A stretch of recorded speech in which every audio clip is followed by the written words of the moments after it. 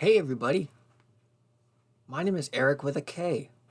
Welcome back to my channel. I know it's been a long time since I uploaded to this dead-ass channel. I know I used that word wrong, but um, let's see. So, yeah, it's been a lot of different profile picture updates and channel name updates, but we are back now, and I am excited to bring us back by reacting to a video from a channel that I frequent called Fright Factory. And yeah, it's called, hold on, let me start sharing my screen here. Let's get into disturbing things from our world. Volume 58. When we're together, amazing things happen. Ad. Feel what it means to be greater together. Ads.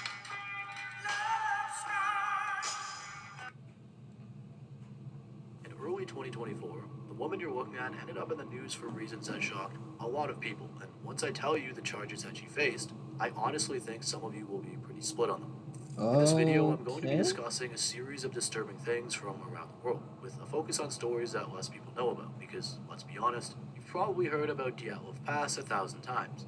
I have. I'll tell you everything, but as usual... Which, by the way, I heard that the Dyatlov Pass incident turned out to just be like an avalanche. Any of my mystery fiends out there up with that conclusion? Let's get into the backstories first. Yes, let's. Everybody got your water? Everybody got your coffee? James Ray Palmer was a 48-year-old maintenance worker living in Hi, James! a small community near Van Buren in Arkansas. He had no criminal record, lived quietly, and just kept to himself. Nice but man. For a decade, this man had been consumed by something that he just could not let go. In 1999, his wife had filed for a protective order, claiming he had gotten physical in front of their young son, set their couch on fire, and did a bunch of other things. He did what? Physical in front of their young son, set their couch on fire, and did a bunch of other things. The couple briefly reconciled, but by 2001, Judge Gary Cottrell finalized their divorce. Palmer also went through bankruptcy and custody proceedings during this period, and it was a rough time for Palmer. In fact, he would even regularly stop by police stations just to talk to the chief. The topic was the same every single time. His police chief, Roger Green, was also divorced and said he understood the frustrations, but Palmer never made threats or anything like that. There was no warning signs that this was going to go anywhere. And as I said, for 10 years, James Palmer nursed his grievance in silence. So is the lady from the start his wife or something? September 12th of 2011, Palmer's mother grew worried enough to call authorities. Sheriff's deputies were dispatched to check on him, but she called back shortly after and told them not to come.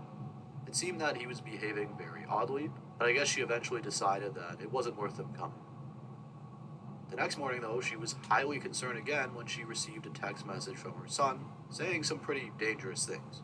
James Palmer had also spent a lot of time during these days moving his belongings to a storage unit and even paying for it in advance. And no one could have known this at the time, but he even set devices throughout his home that would cause it to burn down once he left. He had newspaper clippings about a local hotel shooting, and it seemed as though this usually quiet and kind man was planning something absolutely horrible. On the afternoon of what would now be September 13th, 2011, Palmer put on a long duster coat to conceal what he was carrying. Multiple firearms, a vest, and ammunition. Then he got on his motorcycle and rode toward downtown Van Buren in Arkansas. He was headed towards the courthouse that Judge Gary Cottrell worked at.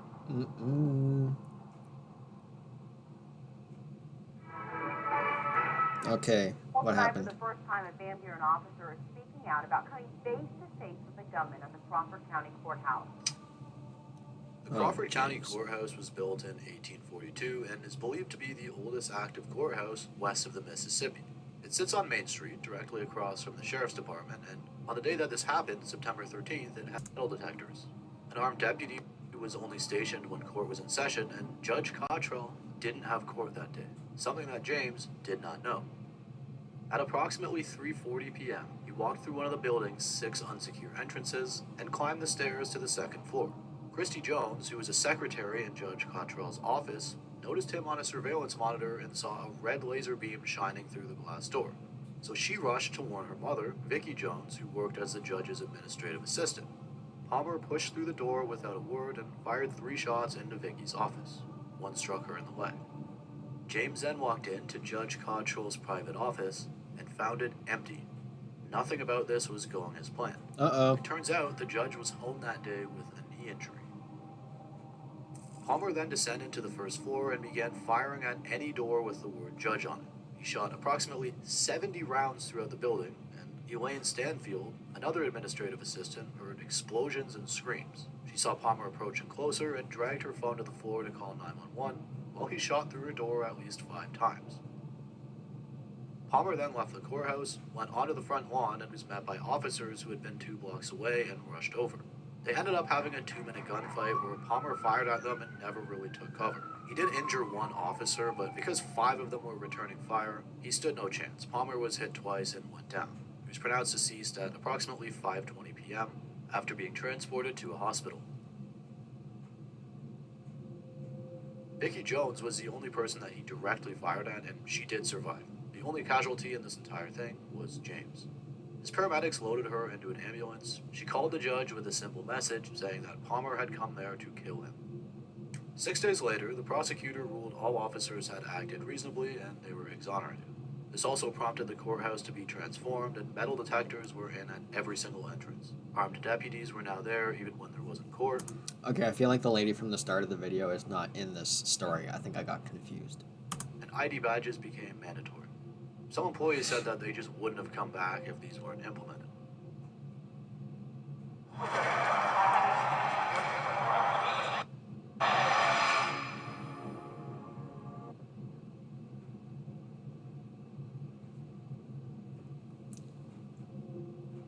Judge Cottrell, who wasn't there. You know, there were people all pissed off that they had to wear ID badges now. Like, some people just hate change so much, especially at the workplace, that they're like, why do I have to remember my ID badge? Oh, it's going to be such of a pain in the ass to have to remember to wear my ID badge all the time. And it's like, yeah, well, it's going to be an even bigger pain in the ass when somebody without an ID badge comes in and they start hurting people. There was someone that I worked with who got frustrated that we were recommended to wear cleats on our shoes that we can like take on and off that our job was giving to us. She was complaining about having to put them on and off, and I said, well, it's a bigger pain in the ass to slip and hit your head and die or something like that. Like, some people get so angry at certain safety things for no good reason. Everyone spent 26 years on the bench, said it was important to not let these things change how they live, but he also acknowledged that Palmer had come to wipe out his entire office and that things could have went way worse. But what haunted Cottrell the most was that he didn't remember Palmer or his case at all. He firmly believed that he'd had no contact with the man since 2001, which means Palmer had spent a decade consumed by something the judge couldn't even recall. Dude, that's September scary. 13th, 2012, employees and officers gathered on the courthouse lawn for an event memorial. Vicki Jones continued working as the judge's assistant, and her daughter. Dude, how many people in your life are mad at you for something that you don't even know that you did? Actually, that happened to me before. I knew someone who made me 2 different occasions in my life. One when I was a little kid, and another when I was just younger. I was made to apologize for something that I didn't even know what I did. I don't even remember doing the thing that I got in trouble for. They just said, "Hey, you did this," and I was like, "What?" And then suddenly I was being punished for it. Daughter, Christy, who had spotted Palmer on the monitor and tried to warn her, stayed as well. This entire thing is just incredibly tragic, and none of it had to happen. I feel sorry for all those that would hurt. At least the victims themselves lived, so it could have been more tragic. It does still suck that James died. feel sorry that someone felt such frustration with everything that they had to go to this extent.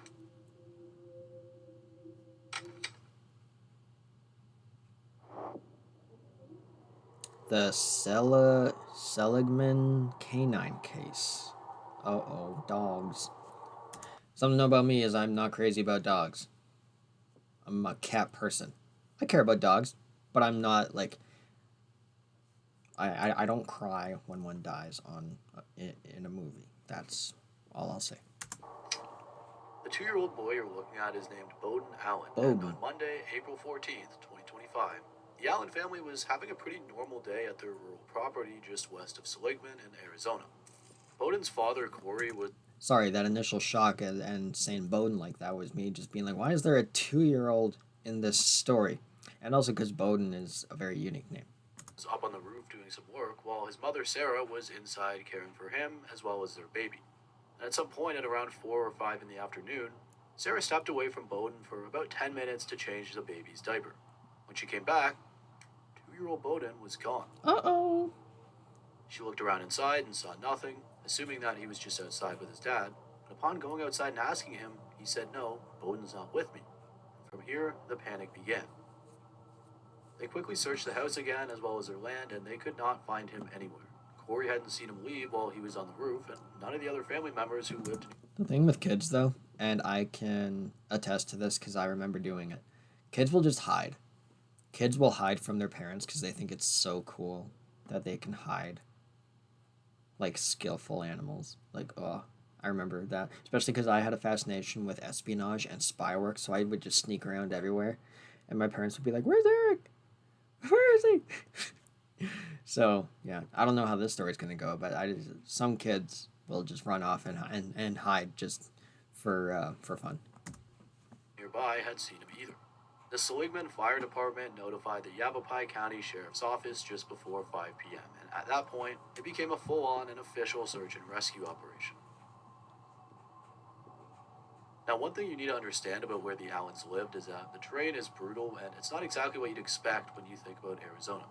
Don't get me wrong, many areas in Arizona are brutal. I wouldn't want to be stuck outside there anywhere. Oh. At Vistaprint, we print signs so people can see your brand up close. But we also... I've never been to Arizona, but I have 4 family members who have. My parents and my sister and brother-in-law. And I'm jealous. Yeah. Shh. Back to the show. But what I mean is that this isn't like a flat desert type area where you can easily find someone. It's covered in dense brush and trees. It has rocky hills and ravines everywhere you look, and a 2-year-old could be 50 feet away and you'd never see him. Bowden had vanished wearing only a blue tank top, pajama bottoms, and Vans sneakers. And the forecast was calling for temperatures in the high 40s that night. Oh, boy. Within 2 hours of the initial call, over 40 search and rescue volunteers had converged on the property. They brought ATVs, 4-wheel drive trucks, they had search dogs, thermal camera drones, and the Department of Public Safety even sent a helicopter with powerful spotlights. The sergeant set up a command post... Dude, drones have to be a godsend for search and rescues. ...at the Allen home, and coordination teams from multiple county units were all out there searching through the night.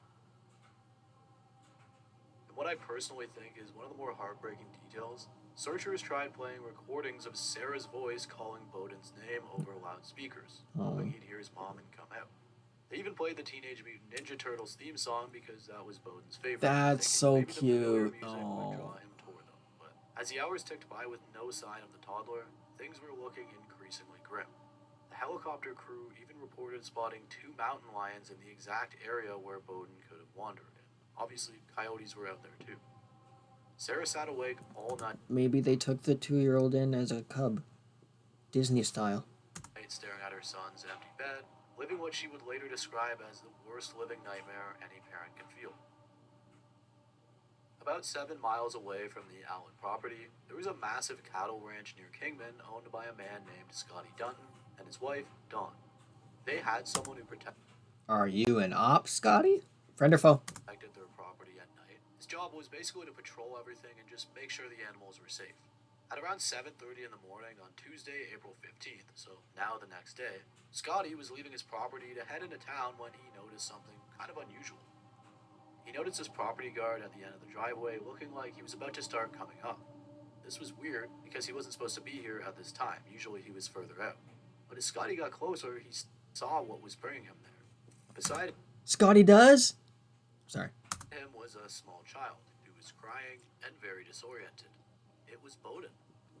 Dutton immediately knew this had to be the missing boy because his wife had seen Yay, Facebook Scotty's posts good. about the search the previous night. So he picked up the toddler, brought him inside, gave him water, some string cheese, and a banana, while trying to Yeah. calm him down and calling the police. The kid would eventually calm down, and then Scotty started asking And you better have given him a blankie to hug. him questions, saying, "Did you walk all night?" And the boy just said no, he'd slept under a tree. Then he asked, "Did the property guard find you?" And the little kid just said yes. But there's something that I haven't told you about this property guard. What? Buford. See, Oh! Buford is actually a dog, a Buford! livestock protection guardian. And when I tell you I do like a good sheepdog, though. what led up to him being at the end of the driveway with Bowden, you'll be amazed.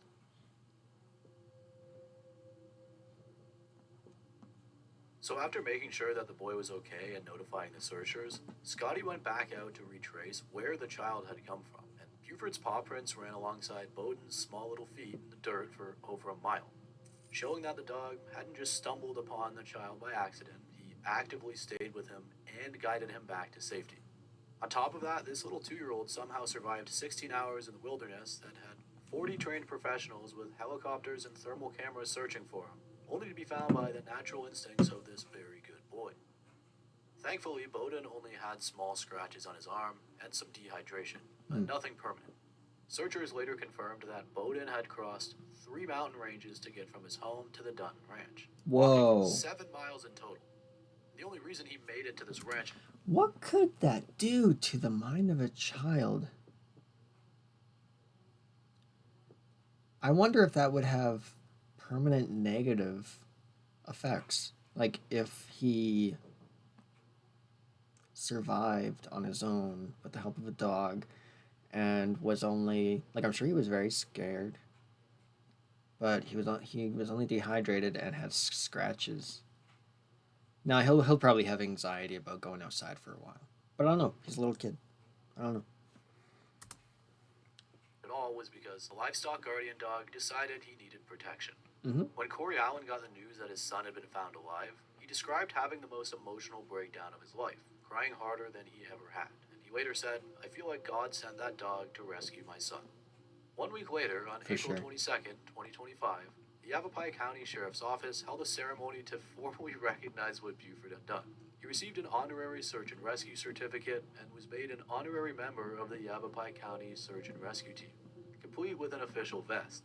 Little Bowden got a challenge coin from the sheriff's office to recognize his own courage, and people from around the world started sending gifts for Buford. There were toys, treats, and all sorts of supplies.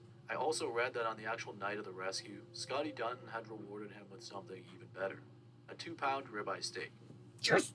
The Allen family visited the Duntons to thank them in person, and life gradually went back to normal for everyone involved. This story is a bit more well known, but I know you guys love when I end it on a good note. I don't want to put it at the very end of the video every time because then it becomes predictable. There's still more stories, so don't leave quite yet. But I'll Good. try and do more positive ones. And also, the last video did very well, so if you're new to the channel, welcome, and I'm happy to have you here. We might actually hit 100K. Hey now, be back home. This Black Friday gift is my favourite dentist hack to clean my retainers. If you wear a retainer every night like I do, you know how hard it is to keep.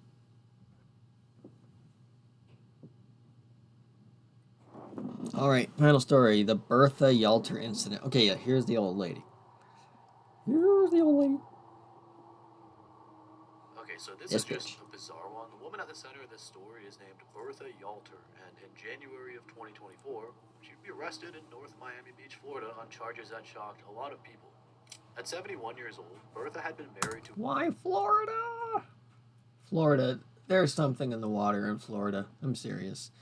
People say La Crosse, no, Donut Operator says that La Crosse, Wisconsin is a GTA server. Florida. Florida is. Florida is the goddamn GTA 6 map. Her husband for over half a century, somewhere between 51 and 52 years, depending on which source you look at. This was obviously quite a long time, and by 2024, they were spending their lives together in a gated condominium community in the Eastern Shores neighborhood. I'm sorry, who was she living with? Sorry, ADHD. Depending on which source you look at. This was half a century, shocked a lot of people. At 71 years old, Bertha had been married to her husband for over half a century, somewhere between 51 and 52 years, depending on which source you look at. Nice. This was obviously Very quite a long. long time, and by 2024, they were spending their lives together in a gated condominium community in the Eastern Shores neighborhood. When you think about a couple who's been together for 5 decades, you picture two people who have weathered every storm imaginable. But whatever happened between Bertha and her husband on this Sunday afternoon goes against all of that. Uh-oh. Tell me more, Now, tell we me don't know a ton more. about the Yalter's personal history beyond the basics, which is pretty common for cases involving private citizens who weren't public figures or anything beforehand. But what we do know is that sometime before their marriage began, Bertha's husband had been in a relationship with another woman. Now, mind you, this was in the 1960s. This wasn't some recent affair or ongoing correspondence. This was Right. a lifetime ago. For 6 decades, this ex-girlfriend had presumably been just a distant memory. Someone from his youth who had long since moved on with her own life. But at some point before January 28th, 2024, this woman ended up sending Bertha's husband a postcard. Bertha did not react well to its arrival. Uh-oh. At around 3:40 in the afternoon on this Sunday, officers from the North Miami Beach Police Department responded to a disturbance call at the Yalter's residence. When they arrived at the gated community, they found Bertha's husband in what the arrest report described Sorry, I'm yawning because of how boring the story is. Just kidding, I'm tired. as an extremely fragile condition. He had serious bruising across his body, open lacerations on both of his arms and stomach area, and bite marks. Oh my god. According to police, Bertha had attacked her husband after learning about this postcard. She went full mad I dog. have to clarify, this is all publicly available information. I'm just reporting it, but she had allegedly attempted to smother him with a pillow Oh god. and even urinated on him. Bitch. There was cell phone footage that captured portions of the attack. We don't have that, but detectives reviewed it and confirmed that it matched the husband's account of what happened. Yeah, I When wouldn't police want to interviewed listen to Bertha it. at the scene, she reportedly confessed to committing the assault. And yes, the trigger was this love letter from a relationship that happened before the Beatles released their first album. Of course, What? because we don't know what's in this letter, this could have been real Dude, that's Vietnam War thing. I don't crazy know. long But either ago. way, Bertha was taken into custody and booked the following day, and the charges filed against her were very serious. There was 1 count of attempted murder. This in the bitch is second degree, 1 nuts. count of aggravated battery on a person 65 years or older, and 1 count of tampering with a witness or victim. Like, when an old man says, like, bitches be crazy, they mean that bitch. That The bitch last be charge crazy. stemming from her allegedly taking her husband's cell phone during the incident. At her first appearance before this very familiar judge on January 29th, Oh, yeah. the public defender initially argued that there was nothing indicating she was actually trying to kill him and pushed for the charges to be reduced to domestic battery. What? The prosecution disagreed What? strongly, pointing to the pillow smothering as clear evidence of intent to suffocate. Yeah. Did the judge not... Did the judge forget that bit of information? Did that information not reach the judge? Does the judge also think smothering is kind of whatever? What does this judge do at home? The judge sided with the state and ordered that Bertha be held without bond, instructing that she have no contact with her husband in any way. And shortly after, the family retained private defense attorneys. They painted a very different picture of this case. According to attorney Jeffrey Weiner, this was a situation where police dramatically overcharged what happened, and he called this attempted murder charge absurd. It was also fueled by headlines and all that, and that's actually how I found out about this case. He claimed that the husband told him directly that he was perfectly fine, that he regretted the argument, and that he regretted what happened overall. Weiner also stated that police insisted the husband go to the hospital, even when he didn't want to. But the husband only spent 3 hours there before being released because there wasn't much that the medical staff could do. There was no severe injury. And as of early February 2024, Bertha was reportedly still in custody while awaiting further proceedings.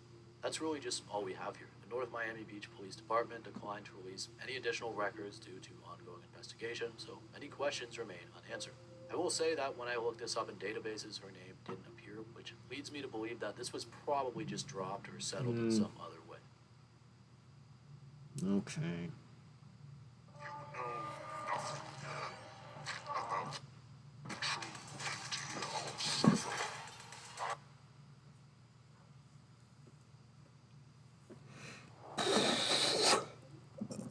Oh, story 4, Christy Crystal Creek.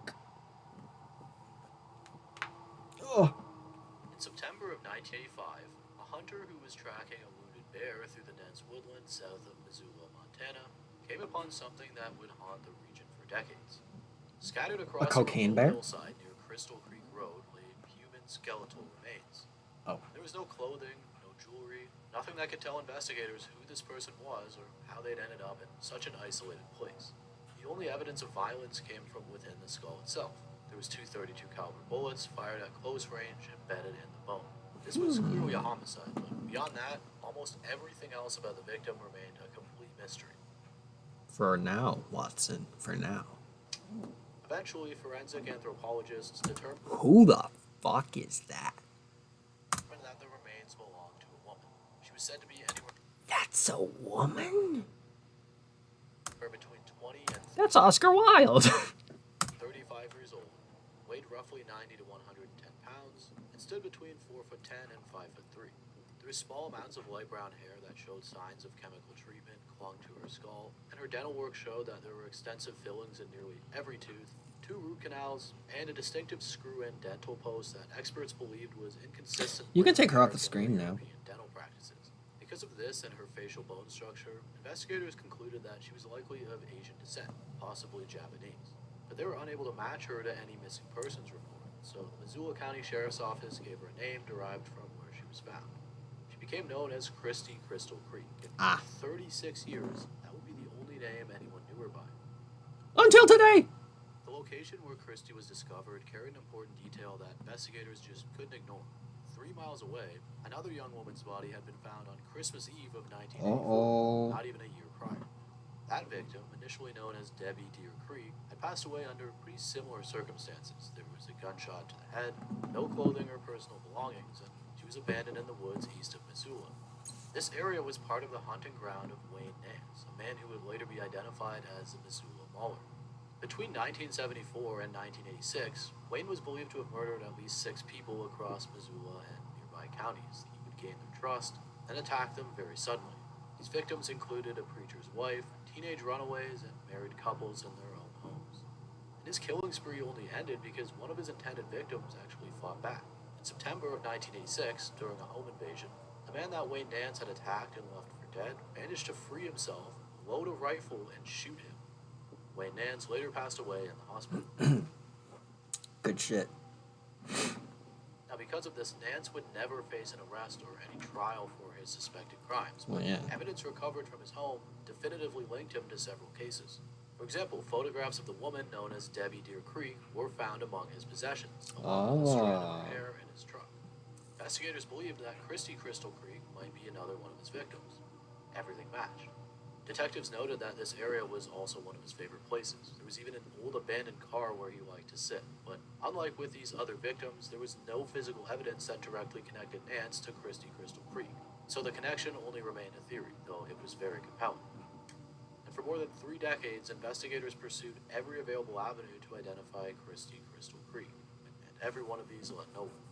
Multiple facial constructions were created. I've seen that one and before. attempted to translate the contours of her skull into a recognizable human face, but the results varied significantly. I'd be lying if I said that these photos weren't the reason that I looked into this case. Like with many of the others that I cover, they're highly unnerving. And also, Montana faced particular challenges with cold cases during this period. They lacked the budget and staff necessary to work effectively on unsolved investigations. You'd think that because of this, the Missoula County Sheriff's Office might have closed the case, but they didn't. The Montana Regional Program continually updated Christie's profile over the years, waiting for technology to catch up with the challenge. And that patience would eventually be rewarded in a way that no one could have predicted.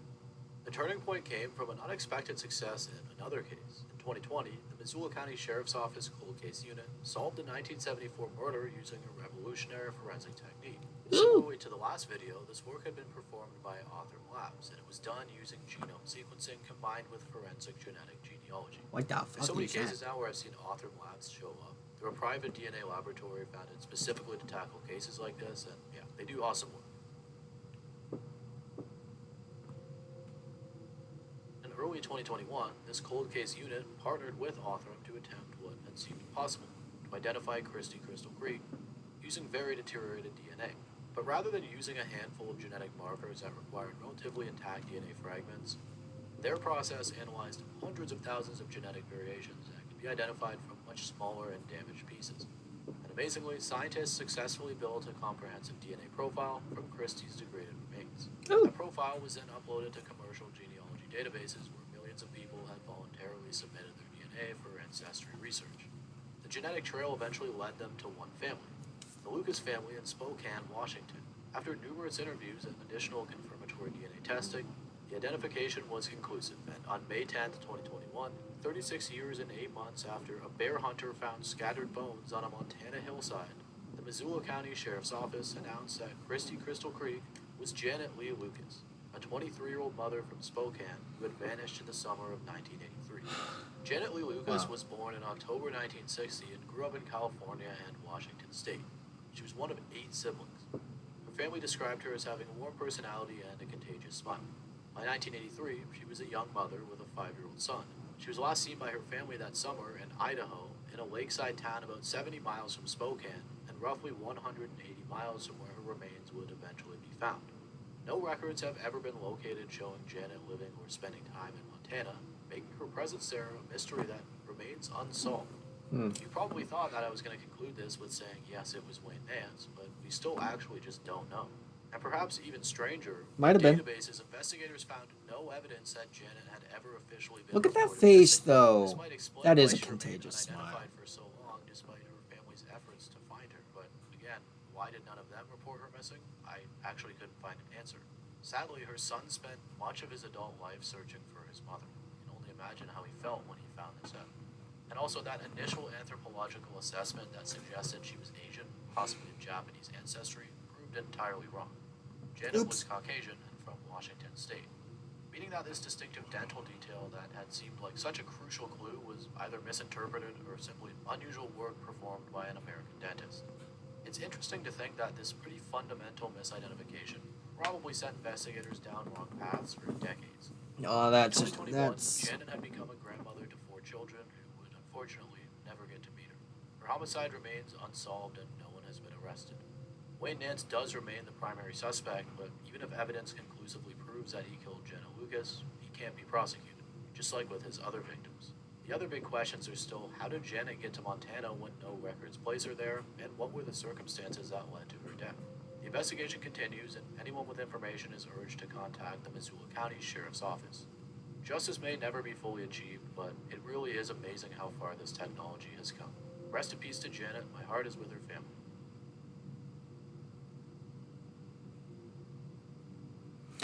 wow. Well, there we go. Yeah, that last one wasn't as feel good as the second to last one. But you know what?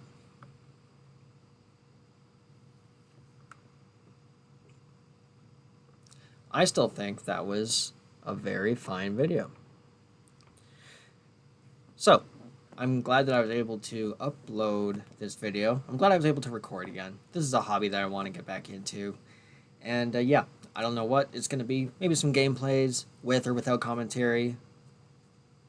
And yeah, maybe some more of this because, you know, some stuff I like to watch on my own. Some stuff I think it would be cool to see my reactions to. And yeah, hope y'all have a good one. Keep on being yourself and keep being awesome. Bye.